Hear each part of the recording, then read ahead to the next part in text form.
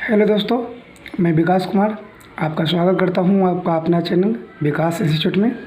मैंने पिछले क्लास में केमिस्ट्री का 30 क्वेश्चन करवाया था और आज मैं केमिस्ट्री का ही आगे 30 क्वेश्चन करवाऊंगा। और ये क्वेश्चन अगर आप लोग एग्ज़ाम दीजिएगा तो 1-2 क्वेश्चन एग्ज़ाम में नज़र आ जाएगा, ठीक है। तो देखिए आज का मेरा पहला क्वेश्चन क्या है। आधुनिक आवर्त सारणी में तत्वों के वर्गीकरण का आधार क्या था? तो परमाणु भार था, परमाणु द्रव्यमान था, परमाणु संख्या था, नाम था। क्या था? परमाणु संख्या था। और परमाणु भार के आधार पर कौन दिए थे? मेंडलीफ, ठीक है। कौन दिए थे? मेंडलीफ। मेंडलीफ ने आवर्त सारणी में कितने वर्ग और आवर्त थे? तो मेंडलीफ पे थे 9 क्या थे? वर्ग और 7 आवर्त।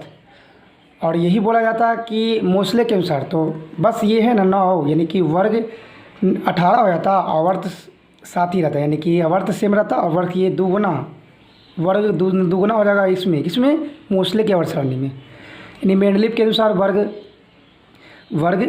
9 और आवर्त 7 मेंडलीफ के अनुसार, और मोसले के अनुसार वर्ग 18 और आवर्त 7। और वर्ग और आवर्त क्या होता था? वर्ग जो लंबवत होता है, जो ये जैसे कि वृक्ष देख रहे हैं लंबवत, वो वर्ग होगा। और क्षैतिज जो मतलब ये रहता है हॉरिजॉन्टल, ठीक है। देखिए यहाँ पे सिंबल करके बताया हुआ है, ये वर्ग और ये क्षैतिज, ठीक है। सफ़ेद कशिश क्या है? तो सफ़ेद कशिश बोलते हैं ZnSO4 × 7H2O, सफ़ेद कशिश बोलते हैं। एक नीला थोथा, ये भी क्वेश्चन आया हुआ है, इसको बोलते हैं कॉपर ऑक्साइड CuSO4 × 5H2O। एक होता है हरा थोथा, इसको थोथा यानी कशिश बोलते हैं इसको,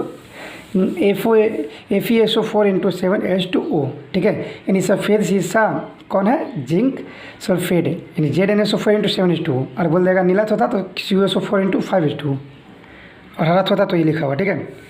टैनिक अम्ल में पाया जाता है, ठीक है। टैनिक अम्ल में क्या पाया जाता है? तो टैनिक अम्ल में 4 पाया जाता है, और चींटी फॉर्मिक अम्ल और बिच्छू के टंग में पाए जाते हैं।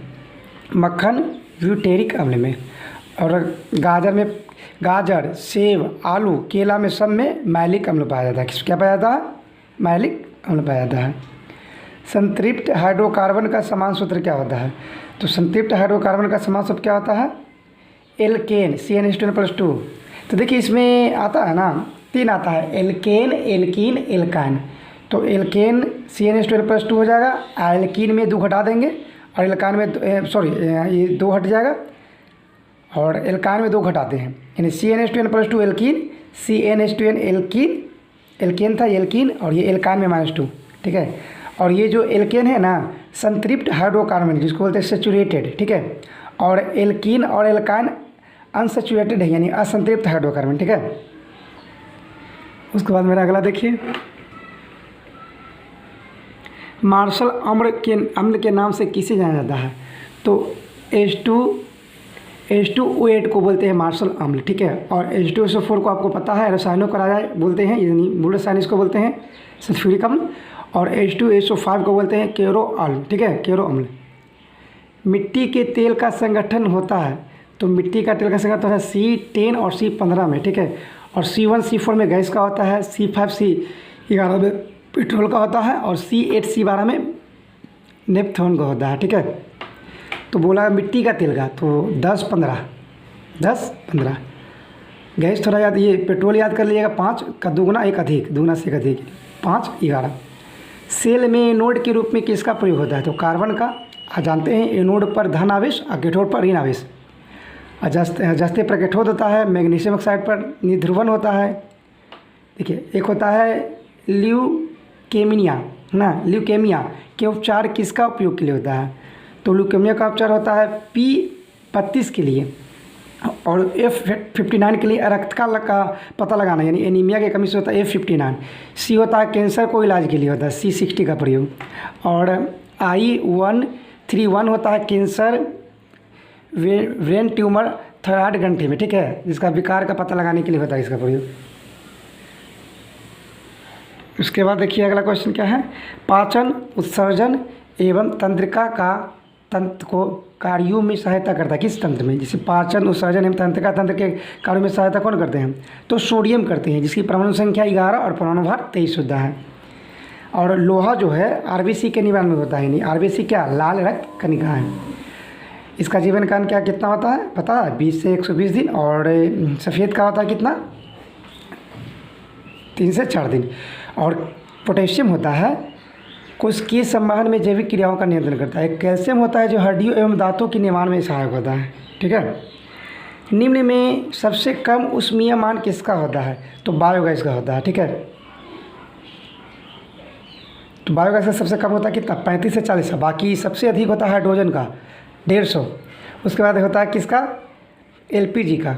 उसके बाद होता है डीजल का या बायोगैस का सबसे कम, यानी पहले सबसे ज़्यादा हाइड्रोजन जिसको भविष्य का ईंधन भी बोला जाता है। उसके बाद एलपीजी लिक्विड पेट्रोलियम गैस 50 होता है, फिर डीजल होता है, फिर बायोगैस सबसे नीचे, जैसे और मीथेन होता है 55। ओके, उसके बाद देखिए लोहा का अयस्क, ठीक है, में क्या होता है, क्लोरीन होता है। और लोहा का अयस्क कौन कौन है, मैग्नेटाइट है, सिडेराइट है, हेमाटाइट है। ठीक है, अब मैग्नेटाइट होता है जो मैग्नीज इसमें पाया जाता है। सिनेवार में क्या पाया जाता है, पारा इनका अयस्क होता है सिनेवार का। और गिलेना का सीसा PbS।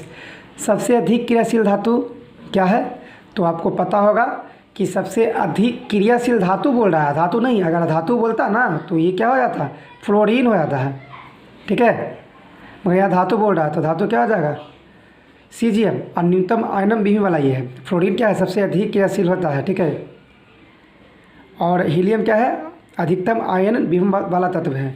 और फ्लोरीन जो देखिए लिखा हुआ है कि सबसे अधिक विद्युत ऋणात्मक तत्व है। अच्छा, ये तत्व है, सॉरी, ये तत्व है फ्लोरीन। और ये क्या है, ये धातु है। और सबसे ऑक्सीकारक तत्व यही होता है, फ्लोरीन ही होता है सबसे ऑक्सीकारक। और सबसे विद्युत ऋणात्मकता इसी का होता है। इसलिए जो ऑक्सीकारक होता है ऋणात्मक, ऑक्सीकरण जो करता है वो धन होता है, ऑक्सीकारक होता है वो ऋण होता है। कैप्सूल का आवरण किसका बना होता है, तो आपको पता होगा स्टार्च का। और सेलुलोज में प्राकृतिक में सर्वाधिक पाया जाने वाला तत्व है सेलुलोज, प्राकृतिक में सर्वाधिक पाया जाने वाला सेलुलोज है। स्ट्रेंजर गैस के नाम से किसे जाता है, तो ज़ीनोन को। और रेडोन है जो वायुमंडल में नहीं पाया जाता है। और आर्गन सर्वाधिक मात्रा में पाए जाने वाला निष्क्रिय गैस 0.93%। और हीलियम अक्रिय गैस है। एक होता है इसमें